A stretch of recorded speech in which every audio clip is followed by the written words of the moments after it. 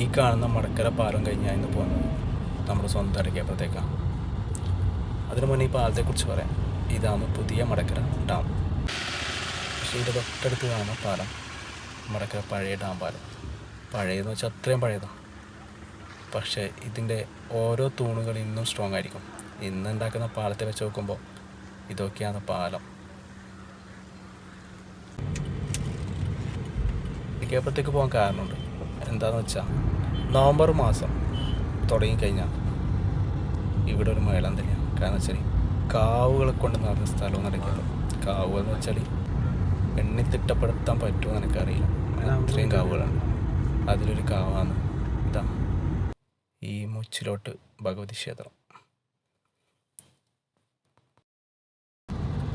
പിന്നെ പ്രധാനപ്പെട്ട കാവുകളിലൊന്നാണ് നമ്മളെ ഈ കാരങ്കാവ് ക്ഷേത്രം. കാരങ്കാവിനെ കുറിച്ച് പറയുകയാണെങ്കിൽ ഇവിടുത്തെ പ്രധാന ആചാരങ്ങളൊന്നാണ് തേങ്ങയേറ്. അത് കാണാൻ വേണ്ടിയിട്ടുള്ള ജനത്തിരക്ക് അപാരത്തിരക്കാണ്. കാവിൻ്റെ നിർമ്മാണ പ്രവർത്തനങ്ങൾ നടക്കുന്നുണ്ട്. കഴിഞ്ഞ വർഷമൊന്നും ഇവിടെ ഉത്സവം കാര്യങ്ങളൊന്നും ഉണ്ടായിട്ടില്ല.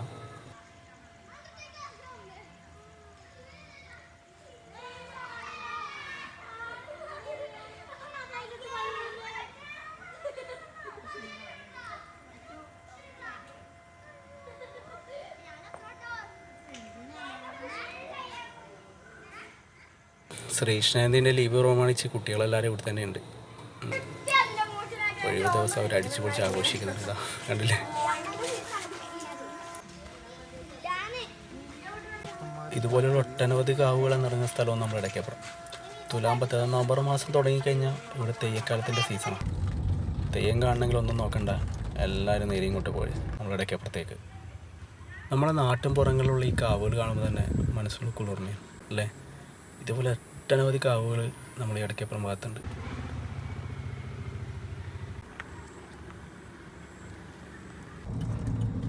പിന്നെ അവിടുന്ന് നേരെ പോയത് നമ്മൾ ഓടങ്കാവിലേക്കാണ്. ഈ കാണിച്ച കാവുകളെല്ലാം അടുത്തടുത്ത് തന്നെയാണ്. ജസ്റ്റ് നടക്കേണ്ട ദൂരങ്ങൾ മാത്രമേ ഉള്ളൂ ചില കാവുകൾ തമ്മിൽ. ഇതാണ് ഓടങ്കാവ്. ഞാൻ ഇവിടെയുള്ള ചുരുക്കം കാവുകൾ ഇപ്പം കാണിച്ചിട്ടുള്ളൂ. പക്ഷേ ഏകദേശം രൂപം നിങ്ങൾക്ക് മനസ്സിലായില്ലേ? ഇതുപോലെയുള്ള കാവുകൾ ഒട്ടനവധിയുണ്ട്. അപ്പോൾ തെയ്യക്കാലം തുടങ്ങിക്കഴിഞ്ഞാൽ ഇവിടുത്തെ വൈബ് ഒന്ന് വേറെ തന്നെയാണ്. ഇവിടുന്ന് പിന്നെ നേരെ പോയതാ ഈ കാണുന്ന സ്ഥലത്തേക്കാണ്. സ്ഥലം ഏതാണെന്ന് എല്ലാവർക്കും മനസ്സിലായില്ലേ? ഇതാണ് പണ്ട് നമ്മൾ ചെറുന്നുകാരുടെ DTSും ഡോൾബിയും 4Kയും എല്ലാം ചേർന്ന് നമ്മളുടെ രവീഷ്ണ ടാക്കീസ്. ഇന്ന് ആ ടാക്കീസിൻ്റെ അവസ്ഥ നോക്കിയാൽ ചുറ്റും കാട് പിടിച്ചടക്കുക. Out completely.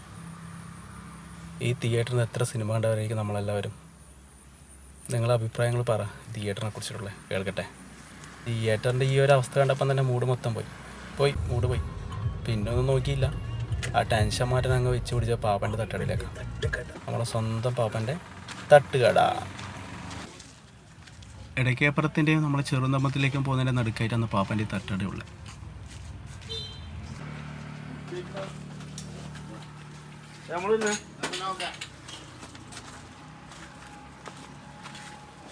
ഇതാ നമ്മളെ സ്വന്തം എല്ലാം പറഞ്ഞതിൽ പാപ്പൻ്റെ ഒരു ആക്ഷൻ ഉണ്ട്. അതാണ് പാപ്പൻ്റെ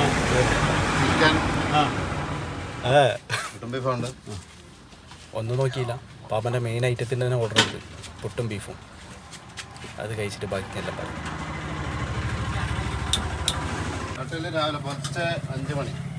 രാവിലെ 5 മണിക്ക് കട സ്റ്റാർട്ട് ചെയ്യും. പിന്നെ 9 മണി, രാത്രി 9 മണി വരെ ഉണ്ട്.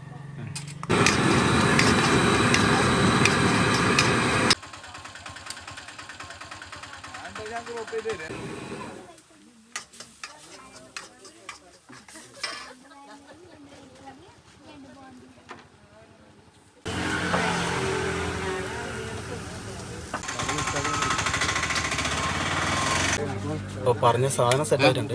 പാപ്പൻ സ്പെഷ്യൽ പുട്ടും ബീഫും. ഇനി ഇത് കഴിച്ചിട്ട് ബാക്കി കാര്യം. ഈ ഇടയ്ക്കപ്പുറം ചെറുകുന്ന ഭാഗത്ത് കിട്ടാവുന്നതിൽ വെച്ചിട്ട് വൺ ഓഫ് ദി ബെസ്റ്റ് പുട്ടും ബീഫും മിക്സ്. അത് ഗ്യാരണ്ടി പാപ്പൻ്റെ തട്ടുകടയിൽ നിന്നാണ്. അത് ഈ ഭാഗത്ത് നിങ്ങൾ പോകുന്നുണ്ടെങ്കിൽ ഒന്ന് കയറി ട്രൈ ചെയ്ത് നോക്കി. പിന്നെ പാപ്പനൊരു താറ്റയും കൊടുത്ത് അവിടെ നിന്ന് ഇറങ്ങി നേരെ തറ വഴി പോകുന്ന വഴിക്ക് നമ്മളെ കണ്ണവരുടെ റെയിൽവേ സ്റ്റേഷൻ കണ്ടു. അപ്പോൾ ഒന്ന് അവിടെ കയറി കണ്ണൂർ റെയിൽവേ സ്റ്റേഷൻ ഒന്ന് കാണിക്കാൻ വെച്ച്. നമ്മളെല്ലാവരും ആശ്രയിക്കുന്ന നമ്മുടെ റെയിൽവേ സ്റ്റേഷനല്ലേ കണ്ണവരം, നമ്മൾ തൊട്ടടുത്തുള്ള റെയിൽവേ സ്റ്റേഷൻ. അങ്ങനെ അവിടെ കയറി ഒന്നുമില്ല, ഉള്ള ട്രെയിനെല്ലാം വെച്ച് ഇവരങ്ങനെ അഡ്ജസ്റ്റ് ചെയ്ത് പോകുന്നുണ്ട്.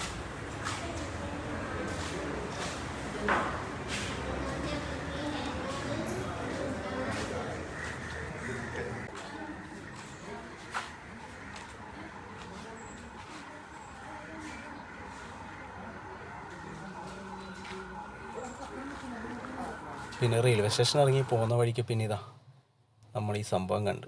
അത് കണ്ടപ്പോൾ മനസ്സിൽ പിന്നെയും ടെൻഷൻ.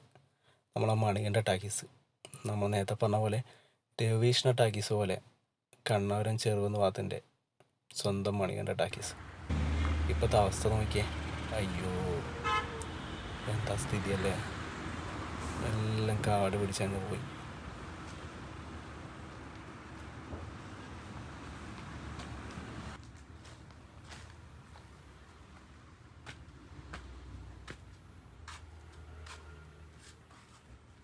മണികണ്ഠ ടാക്കീസിൻ്റെ തൊട്ടടുത്ത് വേറൊരു സ്പെഷ്യൽ ഐറ്റം ഉണ്ട്.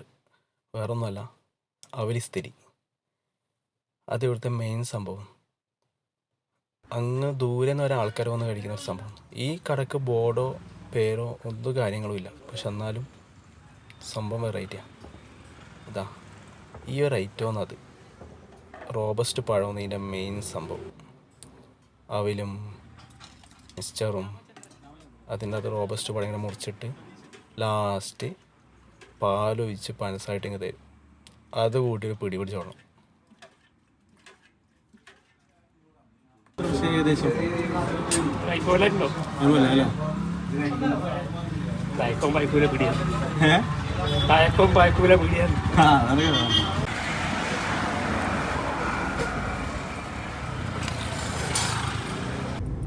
പിന്നെ പോകാൻ തോന്നിയത് വേറെ ഇടത്തേക്ക് വല്ല, നമ്മളെ പാപ്പിശ്ശേരിയിലൊന്ന് പോകാൻ തോന്നി.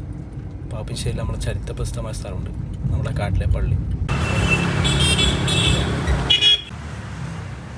ഇതാണ് ആ സ്ഥലം, കാട്ടിലെ പള്ളി.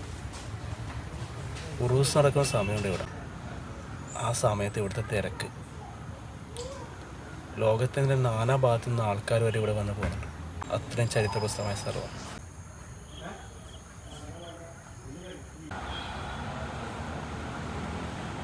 പിന്നെ എല്ലാം കഴിഞ്ഞ് നോക്കുമ്പോൾ സമയം ഇരുട്ടായി, രാത്രിയായി. പിന്നെ ഒന്നും നോക്കിയില്ല, വീട്ടിലേക്ക് വരുന്ന വഴിക്ക് ഇതാ ഈ ഒരു സംഭവം എൻ്റെ മനസ്സിലും കൂടി. Palms bake and food court. വേറെ ഒന്നുമല്ല, ഇവിടെ ഒരു മെയിൻ ഐറ്റം ഉണ്ട്.